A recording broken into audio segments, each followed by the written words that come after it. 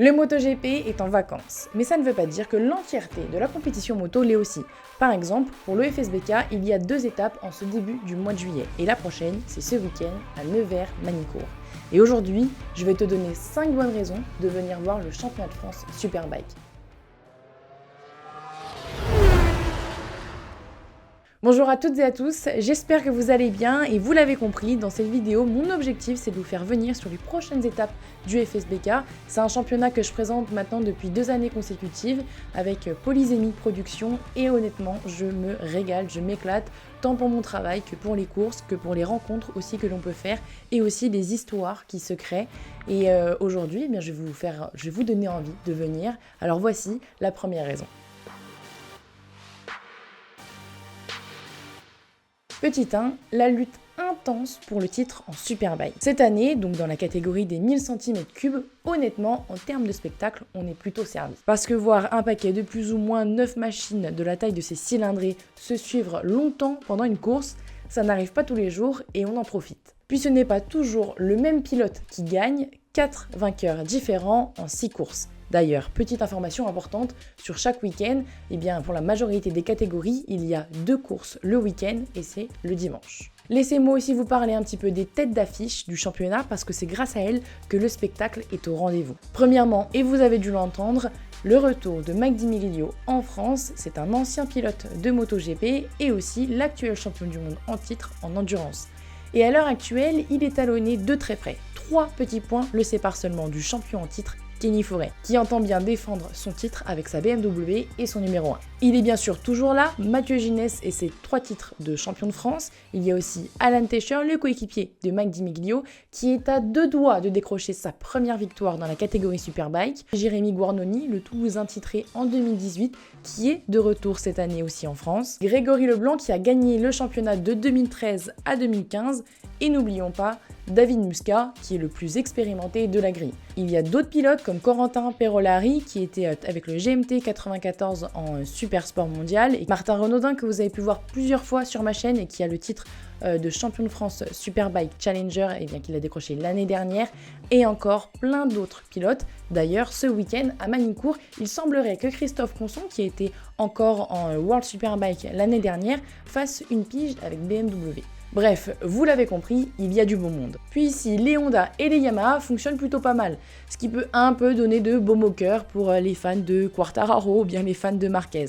Mais ce ne sont pas les seules marques, il y a aussi BMW, Ducati et encore Suzuki. Et si tu n'es pas encore convaincu, j'en ai encore un peu sous le coude.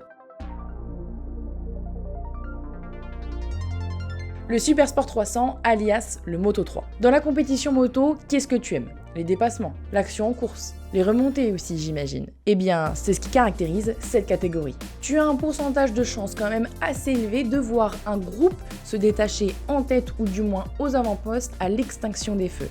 Et dis-toi quel est le nom, eh bien ça s'est joué sur la ligne puisque le matin c'était 1/10 qui séparait les 2 premiers et 1/100 l'après-midi. C'est ce qui est intéressant en Super Sport 300, c'est qu'on ne peut jamais prédire le pilote qui va gagner la course, quand bien même s'il fait la pole ou non, on ne sait jamais. Il se passe beaucoup de choses dans cette catégorie.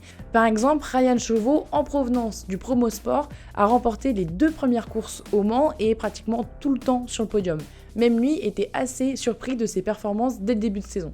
On peut aussi parler de Justine Pedemonte, que vous retrouverez dans une vidéo la semaine prochaine normalement, et qui a remporté sa première victoire en Super Sport 300 lors de la première manche à Lénon. La première femme depuis Ornella Ongaro en 2009 à remporter une course en championnat de France Superbike, et elle entend bien encore un peu plus marquer l'histoire. Et il y a d'autres pilotes comme Cyprien Babi, Kylian Rossignol ou encore Jefferson Delbos qui eux aussi sont dans le coup. En bref, c'est un championnat très serré et où on ne manque jamais de spectacle. Petit 3, peut-être que nous avons ici les futurs Fabio Quartararo et Johann Zarco. Du moins, nous avons ici l'avenir de la vitesse française. Les plus jeunes qui courent sur ce championnat ont seulement 10 ans. Alors peut-être que leurs motos sont moins impressionnantes, mais le courage de ces jeunes pilotes l'est. La Fédération française de motocyclisme accompagne ces pilotes afin de les propulser dans des championnats comme l'European Talent Cup, le Junior Grand Prix, la Red Bull Rookies Cup, afin de les voir un jour dans les championnats du monde tels que le Moto 3, là où Lorenzo Felon est actuellement. Mais alors ces jeunes, dans quelle catégorie sont-ils?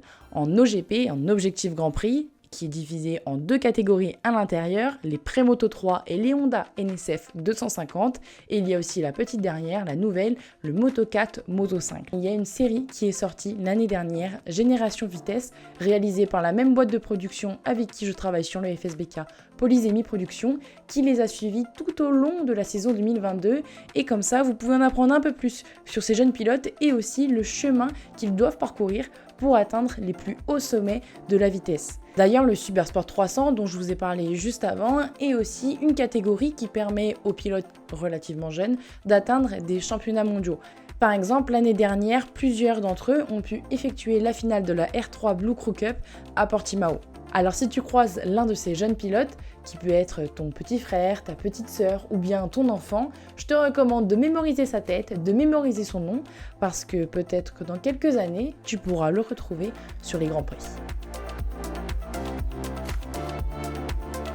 Petit 4, les circuits. Le FSBK fait plus ou moins le tour de la France, alors il y a sûrement une étape pas loin de chez toi. Même si déjà 3 épreuves sont passées, au Mans, à Nogaro et à Lédon, il y en reste quelques-unes. Par exemple, ce week-end, c'est dans la Nièvre à Manicourt. C'est un tracé historique et mythique pour les sports mécaniques. On a pu voir des grands prix de Formule 1 se tenir pendant des années, il y a toujours le World Superbike qui s'y tient, et il y a aussi eu des étapes de championnat du monde d'endurance. Ensuite, 2 semaines plus tard, il y a Pau-Arnos dans les Pyrénées, dans le sud-ouest de la France. Et c'est un peu comme Lédon, c'est un circuit qui profite aux spectateurs puisqu'avec son dénivelé, il y a beaucoup plus de visibilité. Fin août, le paddock remonte dans le nord de la France, à Carolles dans la région parisienne. C'est un circuit, je pense, que tu dois connaître si tu es déjà un fan de moto. Et pour terminer la saison, le FSBK se rend sur le circuit Paul Ricard 2 semaines après le Bol d'Or. Le championnat de France Superbike parcourt le pays sur de beaux circuits qui donnent parfois du fil à retordre aux pilotes et qui sont parfois victimes du climat, que ce soit la pluie au Mans ou à Nogaro, ou encore les fortes chaleurs qui s'annoncent pour la suite de la saison.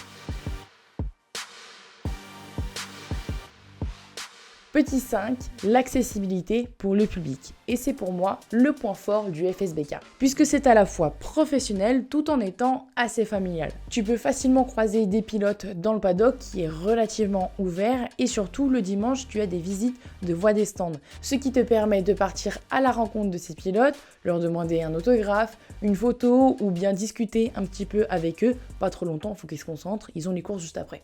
Puis les tarifs sont assez abordables, allant de 10 € pour les enfants à 15 € pour les adultes. Ce sont les prix de ce week-end à Manicourt. Il y a aussi cette bonne ambiance que l'on peut retrouver dans ce paddock entre les pilotes, entre les teams. Alors ça n'empêche pas qu'il y a certaines rivalités. Bien évidemment, ça reste du sport. L'objectif, c'est quand même de gagner, de passer le premier la ligne d'arrivée, ami ou non, sur la piste, il n'y en a plus. Et il y a encore plein de choses dont j'aurais pu vous parler, comme la catégorie des Supersport 600, où on a aussi quelques batailles, ou encore les sidecars, où c'est un plaisir de les regarder rouler, tant c'est spectaculaire.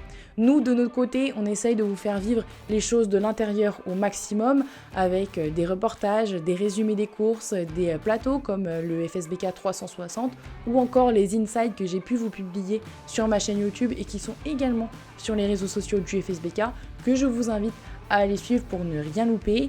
Enfin bref, j'espère vous voir à Manicourt ou à Pau-Arnos dans les 2 prochaines semaines pour voir le championnat de France Superbike. C'est la fin de cette vidéo, merci à toi d'être allé jusqu'au bout, j'espère vraiment qu'elle t'aura plu. On parle beaucoup du MotoGP sur cette chaîne, mais petit à petit j'essaye de vous faire découvrir d'autres championnats qui sont tout aussi intéressants parce qu'en moto, on a la chance d'en avoir un paquet. Et en plus d'avoir plein d'autres disciplines, je le sais ici c'est beaucoup plus de la vitesse, alors je t'invite à t'abonner à tous mes autres réseaux sociaux, Twitter, Instagram, TikTok et Facebook, ainsi que ceux du FSBK, et je te souhaite un bon week-end et surtout je t'attends ce week-end à Manicourt. Salut!